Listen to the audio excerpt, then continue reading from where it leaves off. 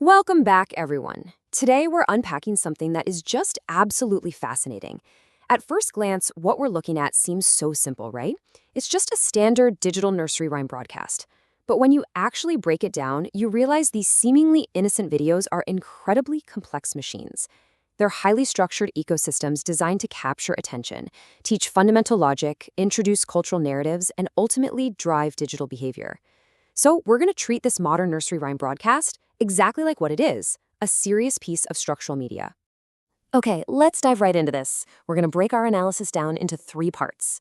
First, we'll look at the elephant counting formula. Second, we'll explore the surrealism found in traditional lullabies.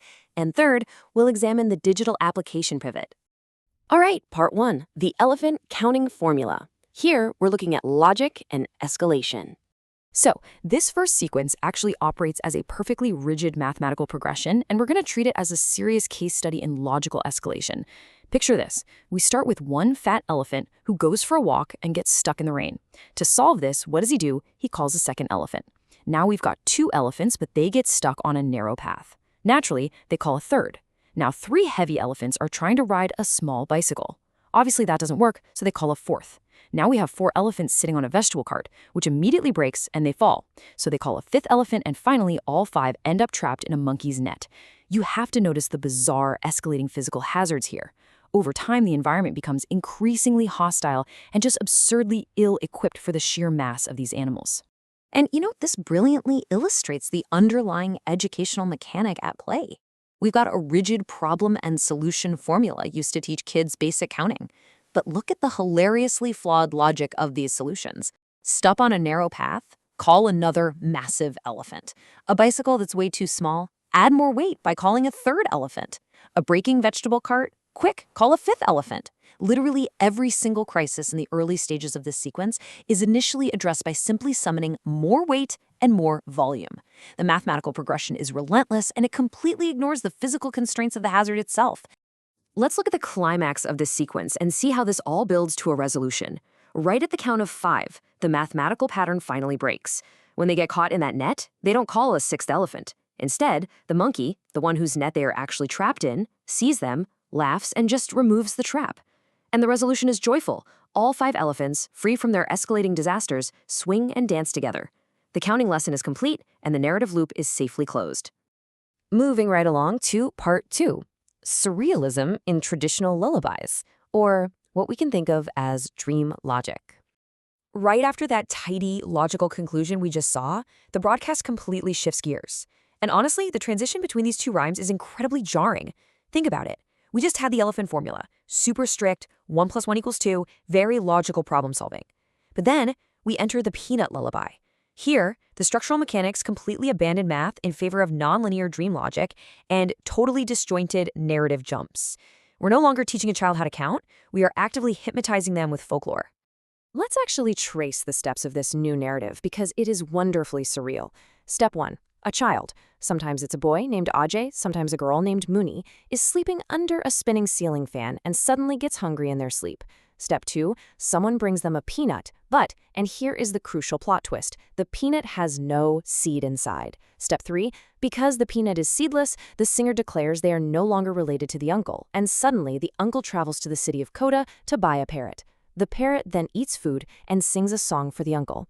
Now, I really want you to appreciate the completely straight face with which these events are linked together. Hunger leads to seedless peanuts, which revokes an uncle's family status, which results in a parrot being purchased in Kota. Now, what's really interesting about this is the literal translation of those lyrics. The peanut has no seed, we are not your uncle, uncle went to Kota, from there he brought a parrot. I mean, it is pure literal absurdity. But structurally, it works beautifully as a lullaby.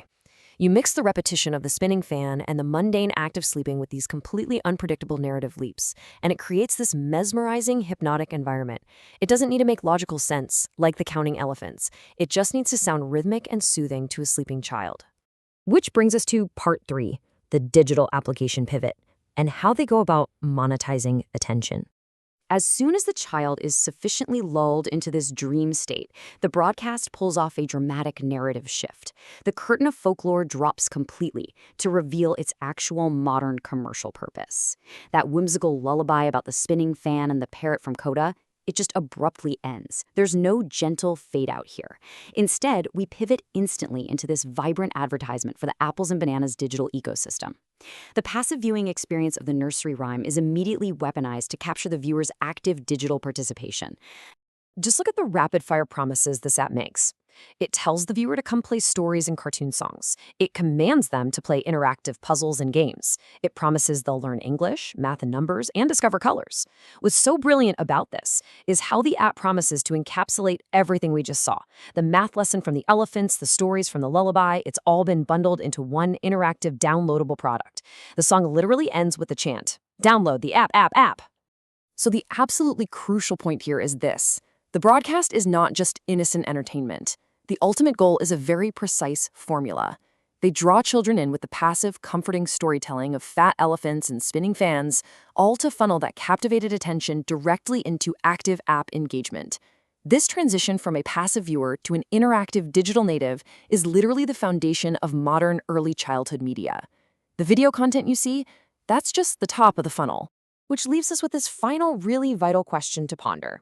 As children's media transitions so seamlessly from the beautiful dream logic of traditional folklore right into the highly structured, monetized engagement of digital apps, how will this formula shape the learning habits of the next digital generation? When the reward for learning to count is no longer just dancing elephants, but a prompt to download software, the nursery has truly gone digital.